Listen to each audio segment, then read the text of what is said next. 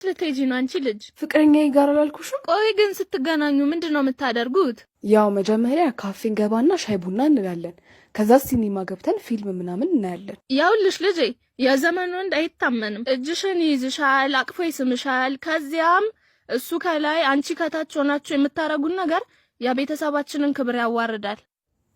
አደራ ልጄ፣ ይኸው አደራ ብዬሻለሁ። የቤተሰባችንን ክብር እንዳታዋርጂ። እሺ እማዬ።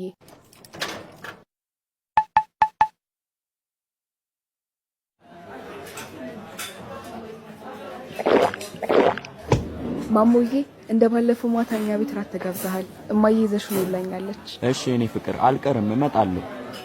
ዛሬ ደግሞ በጣም ነው ያማረብሽ። ቴንክ ዩ ማሞዬ። እና ወደ ሩማችን ገብተን ብንጫወት ደስ ይለኛል።